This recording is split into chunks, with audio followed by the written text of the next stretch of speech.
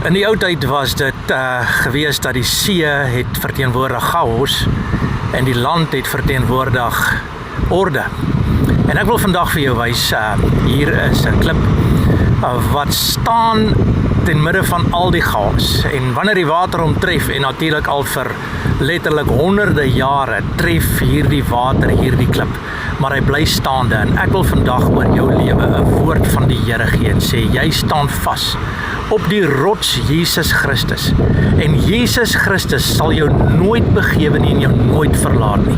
Hy sal jou vashou te midde van al die chaos. Maak nie saak of die lewe jou tref met siekte, met pyn, met gebrek, met seer, met al die omstandighede wat die lewe 'n mens mee tref nie. Wil ek vandag vir jou sê, ek wil dit verklaar vandag, dat Jesus Christus hou jou vas. En hy bewaar jou en hy beskerm jou en hy dra jou vandag en hy hou jou in die holte van sy hand. Want jy is nou eenmaal die geseënde van die Here. Jy is nou vandag God se oogappel en hy bewaar jou, hy jou veilig vas. En mag hierdie rots, mag hierdie getuienis dat daar orde in jou lewe geskep is, staan vas. Maak nie saak wat die lewe na jou toe gooi vandag nie. Sê dit, verklaar dit, sê amen daarop en sê vandag, Here Jesus, baie baie dankie vir wat U vir my doen, dat ek vandag kan weet, niks gaan my onderkry nie, niks gaan my skei van die liefde van die Here nie. In Jesus se naam bid ek dit.